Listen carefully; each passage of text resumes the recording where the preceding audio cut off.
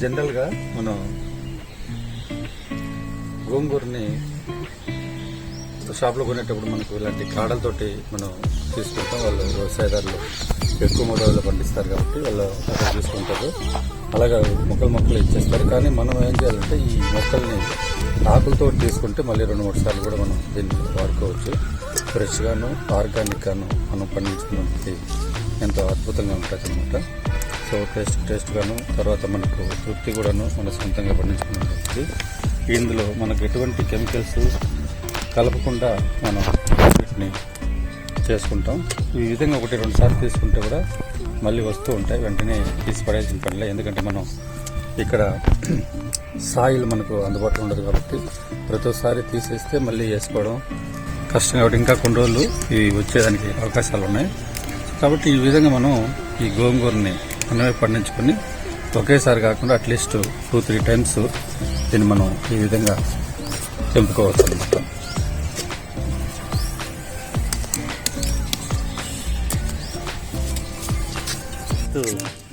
చివరి చెట్టు అండి ఇది.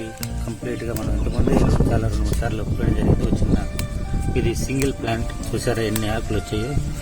ఈ విధంగా మనం కొన్ని మొక్కల్ని ఆర్గానిక్గా మనం పెంచుకున్నట్లయితే అవసరమైనప్పుడంతా మనం వాడుకోవచ్చు. ఇందులో చాలా బ్రాంచెస్ ఉన్నాయి.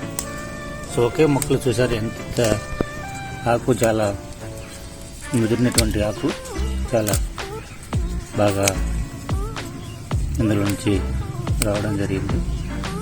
సో ఈ విధంగా ఇది గోంగూర తీయడం అయిపోయింది ఈ కార్యక్రమం.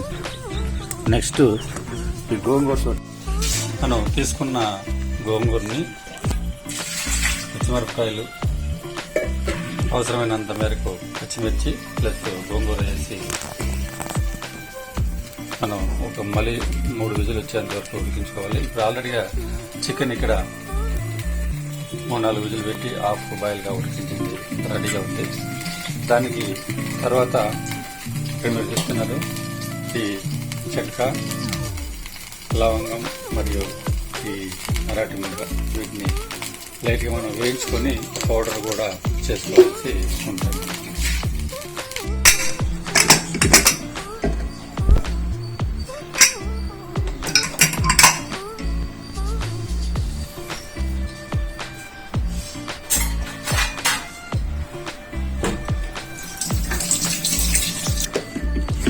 మెత్తగా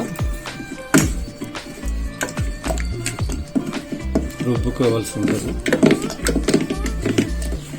చూసే ముందు ఫస్ట్ మొదలుగా మనం తెచ్చుకున్న చికెన్ని బాగా క్లీన్ చేసి ఒక కుక్కర్లో పెట్టి పసుపు తర్వాత ఉప్పు వేసి దీన్ని మనం 3-4 విజిల్ వచ్చేంత వరకు దీన్ని కుక్కర్లో మనం ఉడికించాలి.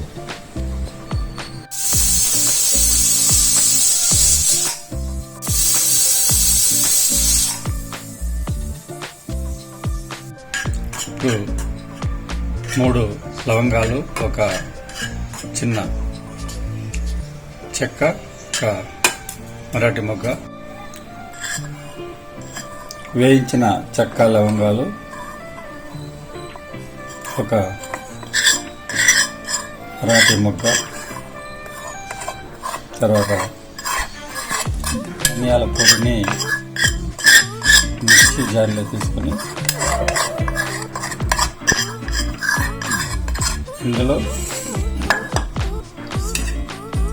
ఒక మధ్యస్థ ఉల్లిపాయ సగాన్ని, వెల్లుల్లి తప్పల్ని సగము మిక్సీలో వేసి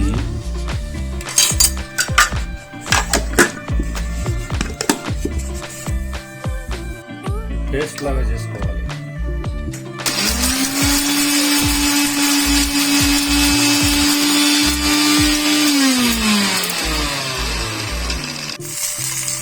నూనెలో బాగా వేయించిన తర్వాత ఈ పోపుని మనం తయారు చేసుకున్న ఈ యొక్క చికెన్లో వేసి బాగా కలిగేటట్టు